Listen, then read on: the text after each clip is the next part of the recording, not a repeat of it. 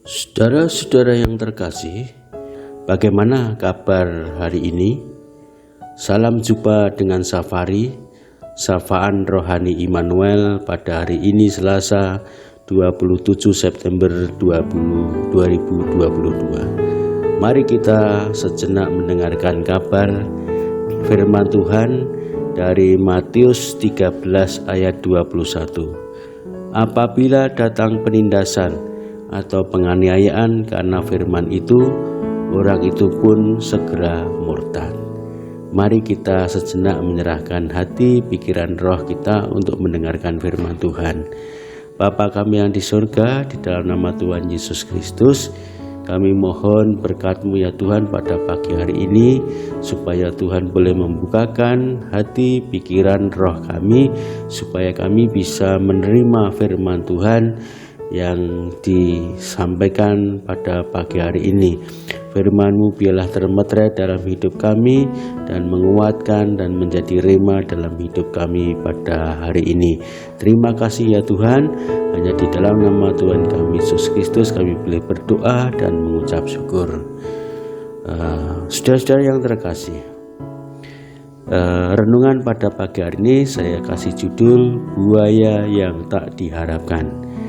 Di dalam Matius 13 ayat 21 yang kita baca tadi merupakan ayat yang menguatkan bagi kehidupan dan mengingatkan bagi kehidupan kita semuanya. Kita ketahui bahwa hidup adalah sebuah pembelajaran. Setiap peristiwa dalam hidup ini, suka maupun duka, adalah sebuah materi ujian. Bila diuji hanya ada dua kemungkinan, lulus atau belum lulus. Kampus terbesar dalam sejarah kehidupan kita adalah seumur hidup ini. Dengan begitu di dalam hidup ini sama halnya dengan lifelong learning, belajar seumur hidup.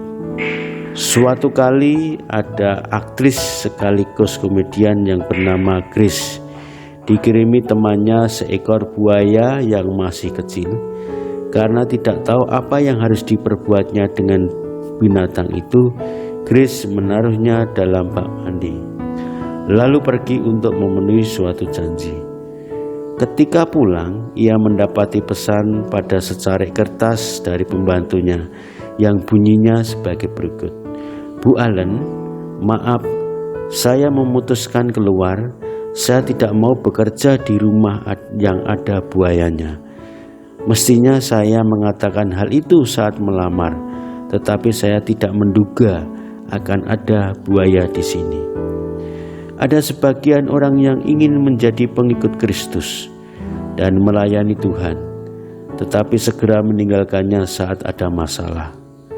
Tuhan Yesus Kristus memberikan perumpamaan tentang tanah. Ada beragam tanggapan orang terhadap kabar Injil. Misalnya seorang tampaknya menerima kabar baik, tetapi segera berpaling dari imannya saat muncul kesulitan dalam Matius 13 ayat 20 dan 21. Kesulitan menguji kesungguhan iman dan menyingkapkan apa motivasi dan komitmennya kepada Kristus. Bagi saya, perenungan pribadi ini saya jadikan alur hidup yang membatasi saya melangkah menyusuri hidup ini. Di setiap langkah saya menginginkan melibatkan Tuhan. Saya ingin Tuhan menggandeng saya. Kalau saya yang menggandeng Tuhan, kedegilan manusia saya melepaskan tangan saya kepada Tuhan. Tangan Tuhanlah yang menjamin saya tak pernah lepas dari genggamannya. Kerap kali Tuhan perlu menggandeng saya. Kemanusiaan saya cenderung membuat saya lepas dari Tuhan, terhilang dan binasa oleh jerat rayu si iblis sebagai pencuri agung di dalam dan selama hidup ini. Di dalam Yohanes 10 ayat 10a, oh Bapa di dalam Tuhan Yesus Kristus, ketika hidup ini membawa kami pada hal-hal yang tak diharapkan dan kami ingin menyerah, tolonglah kami untuk setia padamu, sehingga kami bisa mewaspadai buaya-buaya yang tak diharapkan di dalam hidup saya. Buaya-buaya itu bisa terjadi karena hobi, karena keluarga, karena waktu, karena pekerjaan, bahkan kesenangan-kesenangan. Kiranya Tuhan memberkati kita semuanya. Inspirasi hari ini, masa-masa yang sulit dapat mengajarkan kepada kita untuk lebih mempercayakan hidup kita kepada Tuhan.